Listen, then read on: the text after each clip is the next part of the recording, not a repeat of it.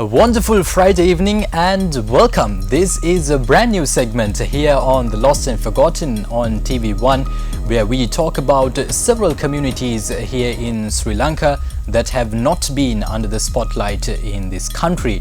Today's topic of discussion will revolve around the Malays who came down to Sri Lanka, their settlements, and most importantly, their contributions and services which have been forgotten as we speak at present. Joining me in the studios to discuss this fantastic topic is a very enthusiastic historian from the University of Colombo. He is none other than Dr. Zameer Careem. A very good evening to you, Dr. Careem, and welcome to the show.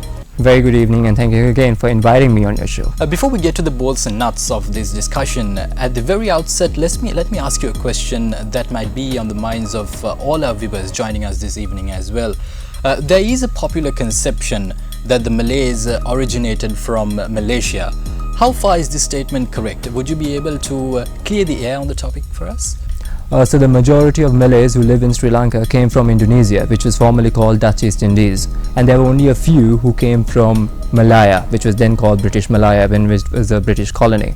So because many came from Indonesia, they belong to various ethnic groups of Indonesia, because Indonesia is home to more than 600 ethnic groups. But when the British came and took control over the island, they couldn't really identify those who came from different islands. Like there were Javanese, there were Sundanese, there were Balinese, there were Ambonese, and there were various islanders. They had their own religion, they had their own ethnicity, they had their own cultural mores. So the British found it difficult to identify them based on their individual ethnic identity. Hence, the British coined the term Malay to identify anyone who came from Indonesia as well as British Malaya. But there were a few Malay soldiers who came from Penang, from Labuan, from present-day Malaysia and Singapore and Brunei, and the majority of the Malays who settled in the country, their ancestors, their antecedents can be traced to Indonesia, which was then called Dutch East Indies. Right. Let's talk about the Malays who came down and settled here in Sri Lanka. When did the first batch of Malays arrive in the country? Okay, so when you talk about the history, again, when it comes to the Malay community, you can trace the history to remote antiquity. Now, there have been Malay soldiers who were brought to this country during the Portuguese colonial period, and the majority of the Malays who came and settled in Sri Lanka, you can trace their history to the Dutch colonial era. So they came predominantly from the Dutch East Indies, and the Dutch used the term Australingan, meaning Easterners, to identify those who came from predominantly Java and from Celebes, Moluccas, and various islands of the Indonesian archipelago. So they were not known as the Malays at that time, is that? No, because the Malays term was coined by the British, as I mentioned. So it is the Dutch who used the term Australingan to identify the soldiers as well as the royals who were exiled to Ceylon and the slaves who came to the country. And they were also referred to as Disalankan because of the fact that there were many royals, exiles, like for example princes, courtiers, their entourages, their retinue of servants, slaves, courtiers were exiled from Indonesia to Ceylon. So because there were princes and aristocrats who were brought to this country, they were referred to as Disalankan, meaning those who were banished to Ceylon. Right, so likewise the Malays were also referred to as Australingan by the Dutch. So there were various terms that were employed back then because of the fact that they came from different islands. Indonesia is home to over 600 ethnic groups, and there are over 1,700 islands. So they had their individual ethnic identity, they spoke different languages, they had their own religion, they had their own cultural practices, rites and rituals and ethos and traditions. It's just that the British, who took control over the maritime provinces of the country from the Dutch, found it difficult to recognize these communities based on their individual identity. Now, when you talk about the native ethnonyms that are used to identify the Malay community, the Sinhalese people and the Tamils identify the Malays as Jaminisu or Jamanisar. That is because a majority of the Malays trace their ancestry to Java, which is one of the largest islands in the Indonesian archipelago. Likewise, they're also referred to as Malay Manisar because the Malay term came about only during the British colonial period, because British Malaya or Malaysia was ruled by the British, while Indonesia was under the rule of the Dutch. But before we talk about the Malays who lived in the country during the rule of the British, let's go back to the period of the Portuguese, when the Malays first arrived in the country. Why did they arrive in Sri Lanka? What was the reason that drove them towards this country? Okay, so the Malays were predominantly brought as soldiers and mercenaries. So because Malacca, which is in Malaysia, was colonized by the Portuguese, and Portuguese were also in control over the maritime provinces of our country, so they required soldiers, and they brought soldiers from various Portuguese colonies across the globe, from Africa as well as from India, from Goa as well as from Malaya and various islands of the Indonesian archipelago, and that is how the Malays came to the country. So this was during the Portuguese colonial period, and again during the Dutch colonial period the Malays were brought as soldiers. The reason why the Malays were prioritized over other ethnic groups, and the reason why they were recruited as soldiers, is because of the fact that the Malays are world renowned for their martial prowess, for their perfect discipline, for their steadfastness, for their valor, they are a martial race. So it is said that the Malays were able to withstand fatigue and privations than any other community in the country. So could they be considered as one of the best military units that existed at that time? Would it be correct to say that? Yeah, you could, because in 1802 the Ceylon Rifle Regiment, which comprised of Malays, became the very first Asian regiment in the whole world to be bestowed with the prestigious King's Colours, and this was in 1802.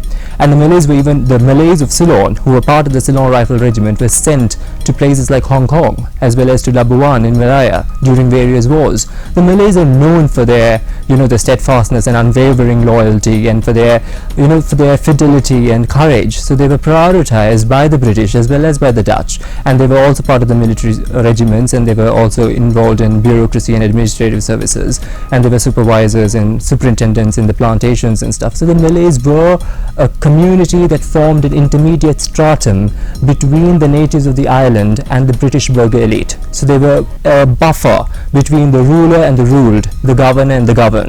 So they were an important minority group throughout the Dutch and the British colonial period. A majority of them came as soldiers, but there were also royals, as I mentioned earlier, who were exiled to Ceylon by the Dutch VOC, as well as slaves came to Ceylon. So when we talk about royals, some of the most prominent members of the Indonesian royal houses, from Susunan Mas Kurat to various sultans of Banten, Tidore, and even Bataragoa Amas Madina from the island of Goa, which is Celebes.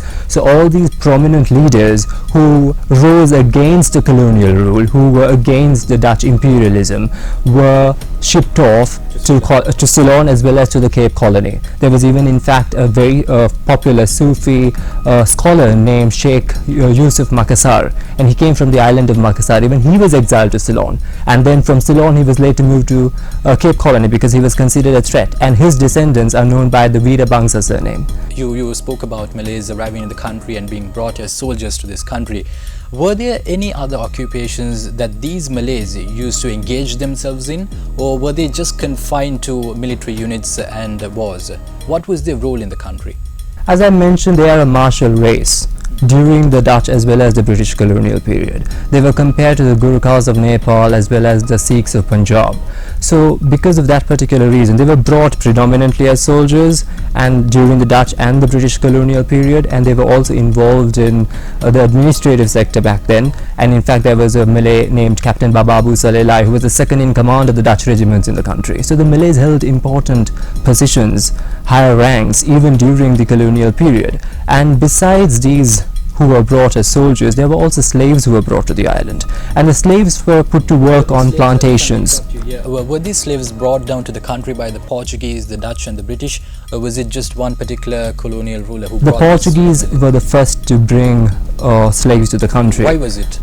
Because they wanted people to work on the plantations, to work in factories, and to work for the Portuguese, so that you could increase, the production of various commodities which were exported from the island. So the Portuguese were the first to import African slaves from Mozambique and various parts of Africa from their colonies. They were transported across the waters and brought to Ceylon during the 16th century.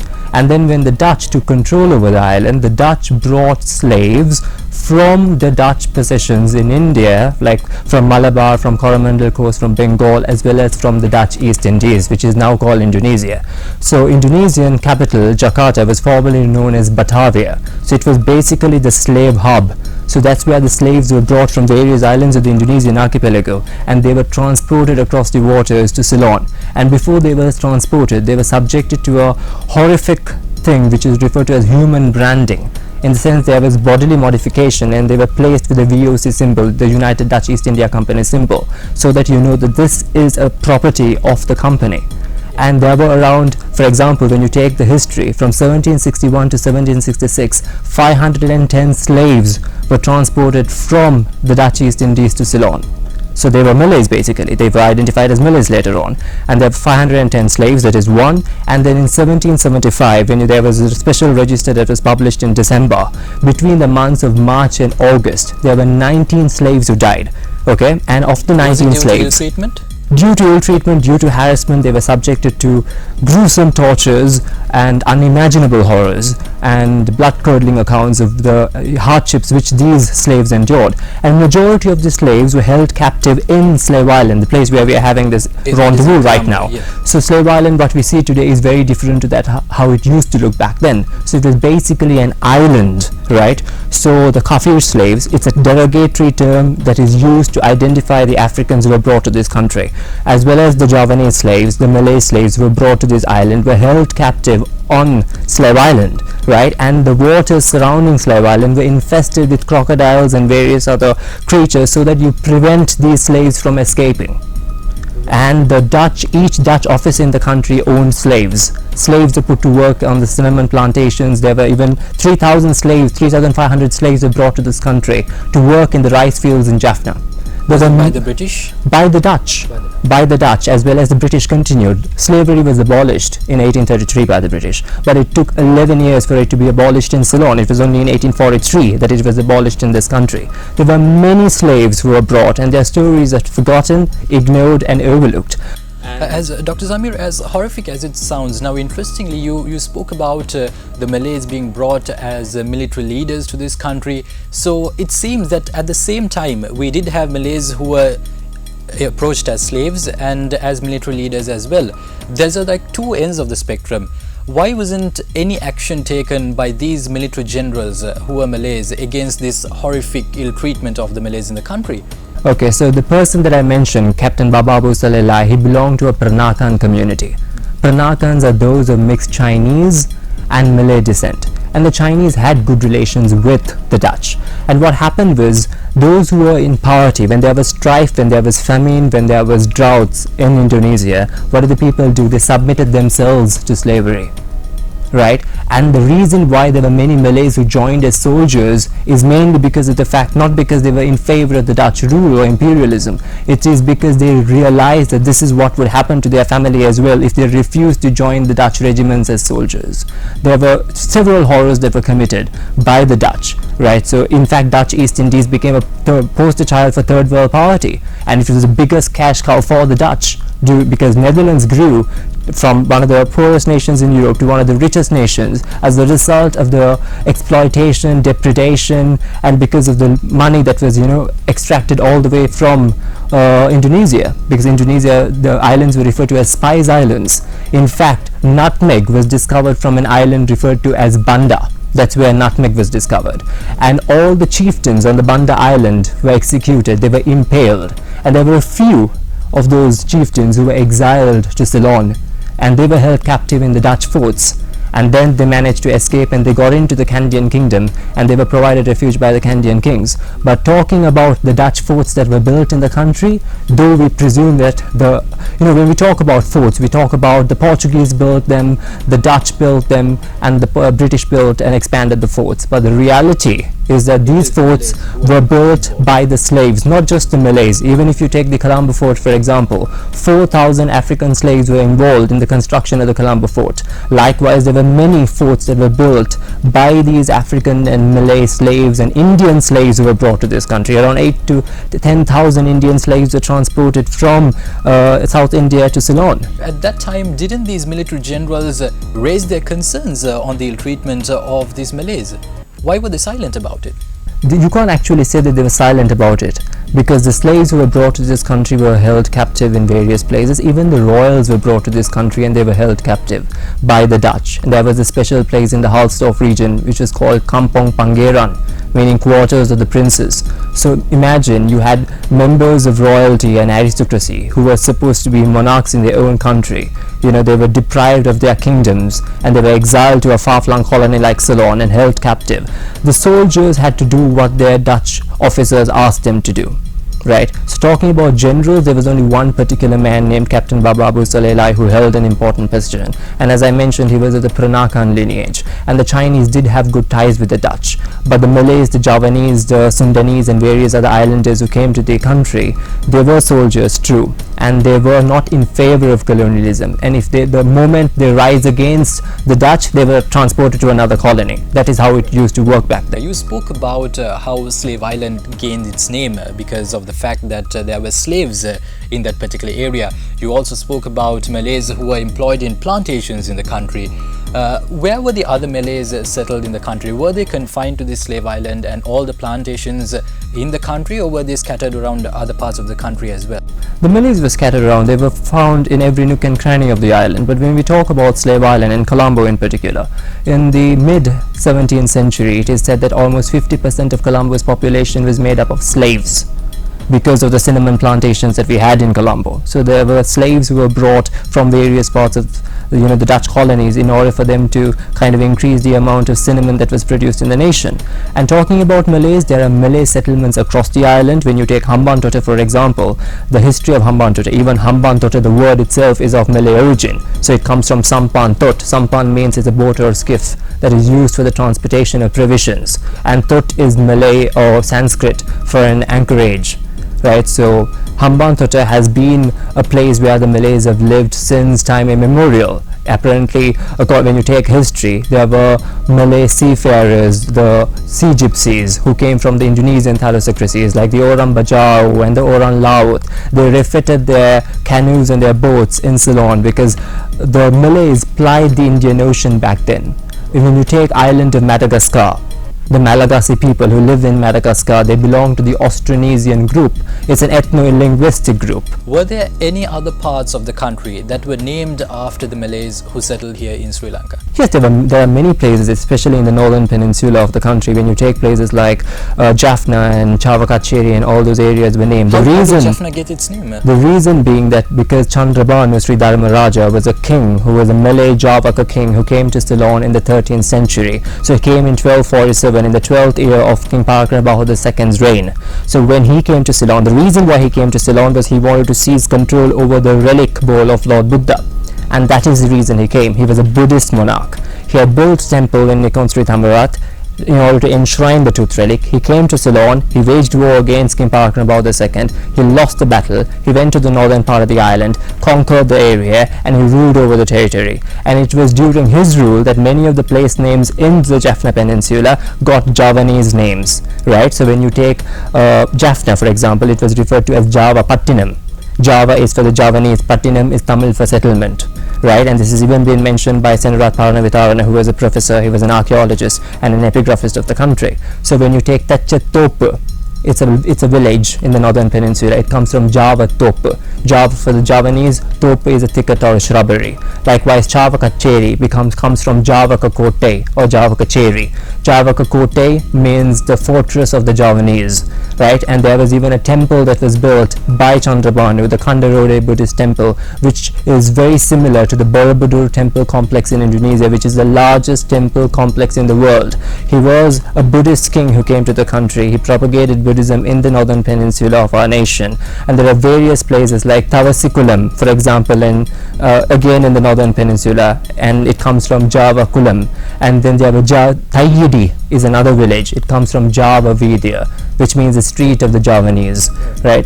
Dr. Careem, let's talk about the contributions rendered by the Malays to this community. It seems that they have been in this country for quite some time, and we know that Sri Lanka was ruled by several kings as well. What was the role played by the Malays at that time? What were their contributions to the country? Did they support the Sri Lankan kings?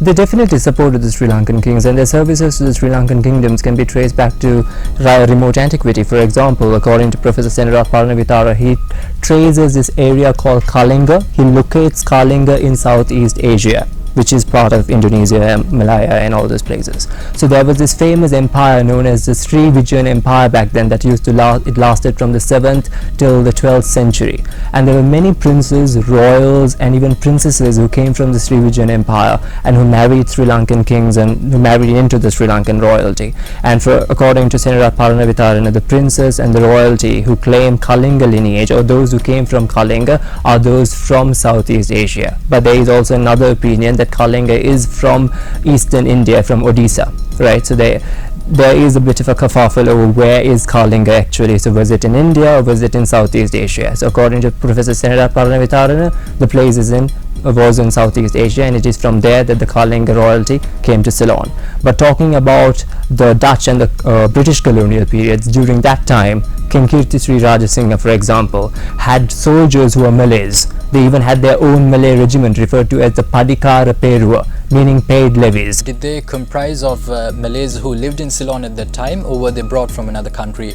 No, I'm talking about the Dutch colonial period. So when the Malays were brought as slaves and when the royals were exiled to Ceylon, what the royals do is, there was this Kampong Pangeran, as I mentioned, in Halsdorf region. So some of the royals who were held captive in various forts of the island, in Jaffna, in Trincomalee, in Gaul, and all those areas, what they did was they slipped into the Candian territory, they slipped into the Candian kingdom, and they sought refuge in the Candian kingdom. So what did the Candian kings do? They established, understanding the martial prowess, the pervert discipline, and the steadfastness and valor and courage of the Malays. The Candian kings established their own Malay regiment referred to as the Padikara Perua. There were more than 300 Malay soldiers serving the kings during the time of Sri Vikrama Rajasinghe, who had 22 companies with 32 men each, and this has even been mentioned by John Doyle. And so the Malays did play an important role. They did serve the Sri Lankan kings, and they were even appointed as chieftains in the Candian court. When you read about Asana Kapitan, Krisi, Kuppen, they were Java Muhandrams to the Sri Lankan kings. It has even been mentioned in the books that were authored by Pauli Pires. So the Malays held important positions, not just in the regiments that were of the Dutch and the British regiments. They were also important people in the Candian kingdom and held important ranks, and they were part of the Sri Lankan aristocracy as well. Were these Malays always subservient to the kings, or did they ever get involved in politics?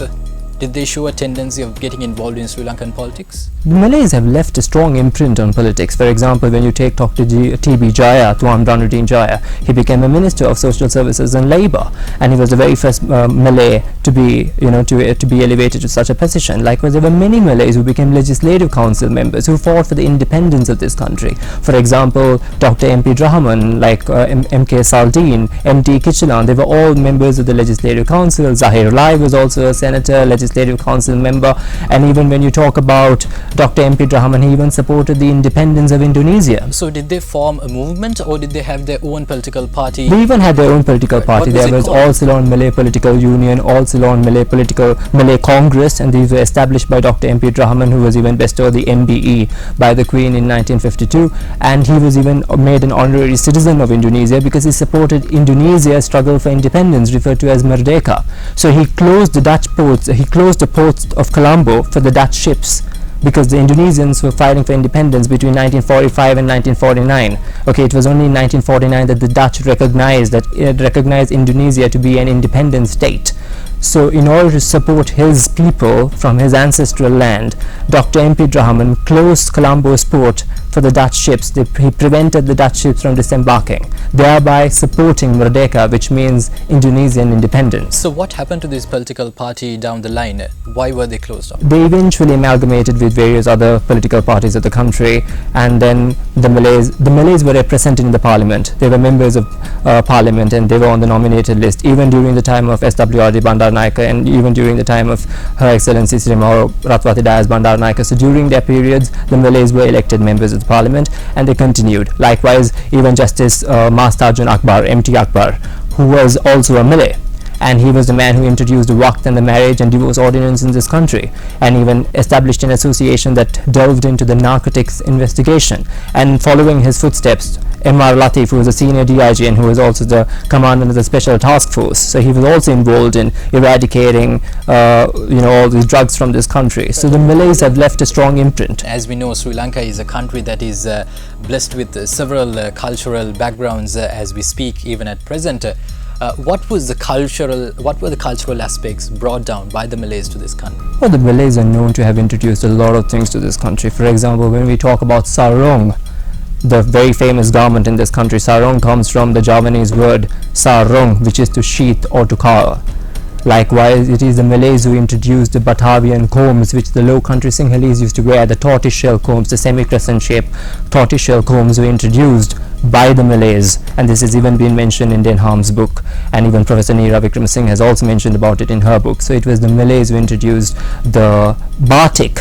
Batik comes from Javanese ambatik, which is to write or to place a dot. So the Malays have also introduced kite flying, because the very first people to fly kites were the Muna people of Sulawesi Islands, and it was the Malays who introduced. So the Malays have, in terms of the cuisine, the Malays have introduced the famous watalappam, which is very popular in our country. Watalappam is actually a Tamil word which means Vattamana appam, but the term, the original watalappam concept, was introduced by the Malays, who identify it as sirkaya, meaning when the was rich it first food. introduced? Is there any historical evidence to suggest as to when this dish was introduced? It was introduced during the Dutch colonial period, and even when we talk about the biralu lace making, for example, and it is said that the Portuguese introduced biralu lace making to our country, but there were no Portuguese women who were engaged in lace making, right? The Malay women were famed needle women back then.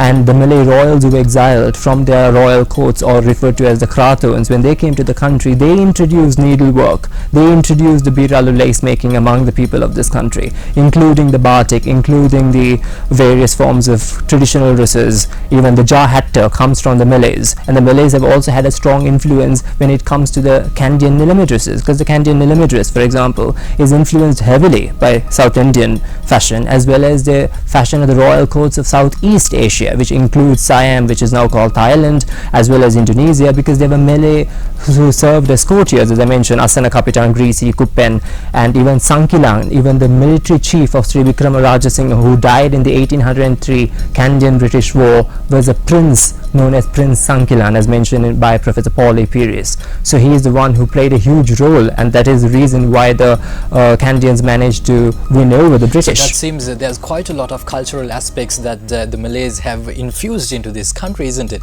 Yeah, in terms of the cuisine, you have a lot, like from the dodol. Dodol is actually That's a Sundanese word. popular sweet in the country. It is a very popular sweet. It comes from a Sundanese, it's from the Sunda Islands of the Java. So it's a Sundanese word, the dodol. Even when we talk about the dosi, and even if we talk about the sinima, which is like the sugar flour, it is very popular in Sri Lanka. And even the dimul santang, for example, dimul santang is the wood apple juice. So all these delicacies were introduced by the Malays to the country. And then we know about the satay, and the Malay pickle is very popular, the achar, as well as various other dishes have been introduced to this country. Chuka, daging goreng, daging, satay is the skewered meat. Daging is actually meat dishes. So the Malays introduced it, and the nasi goreng, which means fried rice. Nasi is rice and goreng is to fry in Malay. So nasi goreng, nasi lemak, nasi pandan, and all those. And even when we talk about fruits like rambutan, that was brought by the Malays to the country. It was not introduced by the Malays. The nativity of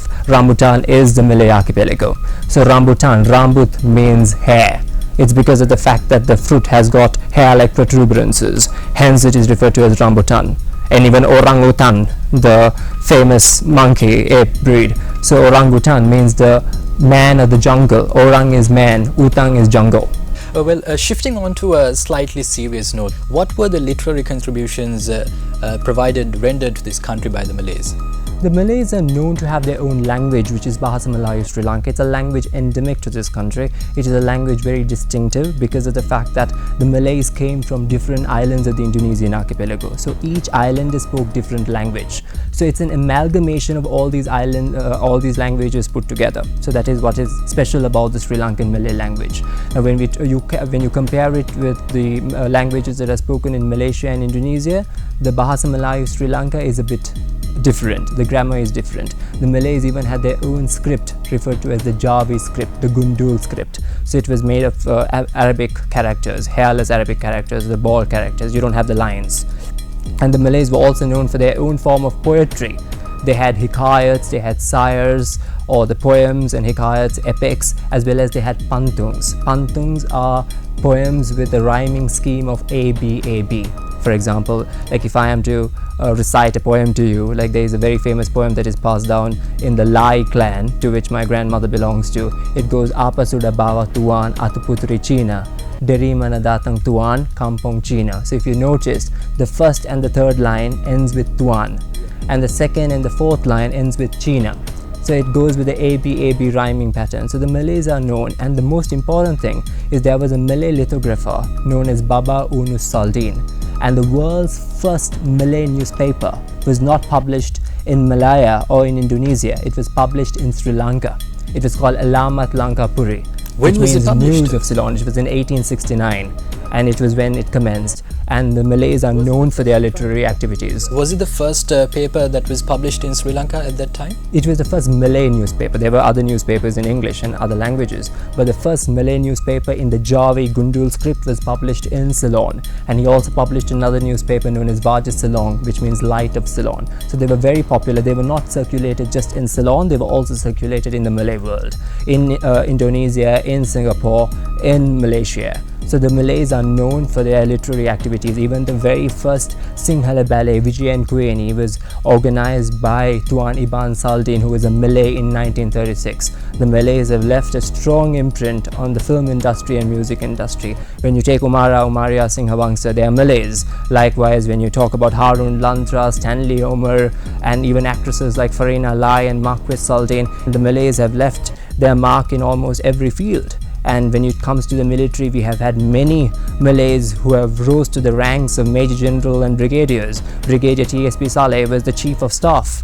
So the Malays have definitely, their services to the country is commendable. They have rendered yeoman service to this nation, which needs to be recognized. Dr. Zameer, let's speak about the current situation of the Malays. They are still around in the country, unlike the Afghans whom we discussed in the previous episode of The Lost and Forgotten.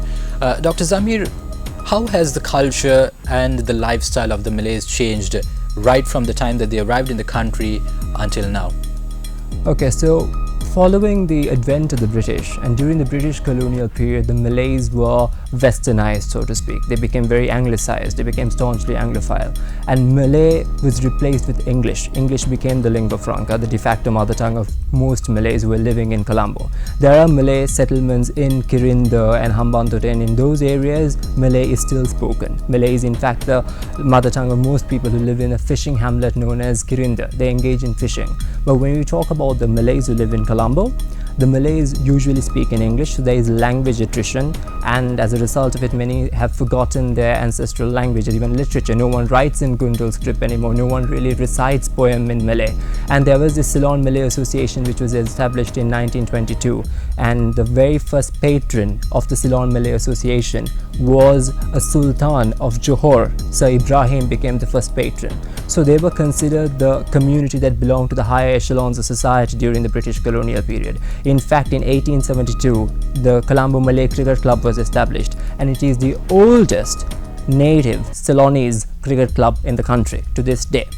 So the Malays were a prioritized community during the British colonial period, and their influence can be felt to this day. Thank you very much, Dr. Zameer, for providing us a wonderful insight into the history of the Malays who came down to the country. And that's a wrap from all of us here at The Lost and Forgotten. But going back to an interesting point that was brought up during the course of this evening's discussion, the next time we get our hands on a bowl of watlapam, we most certainly cannot forget the Malays who settled down in the country. Thank you very much, Dr. Zameer, once again. Thank you so so much for inviting me. It was a pleasure, in fact, to have you on board. We will be back with another brand new segment here on The Lost and Forgotten next Friday as well at 9:30 p.m. on TV1. Until next time, have yourselves a wonderful week ahead. Take care and God bless.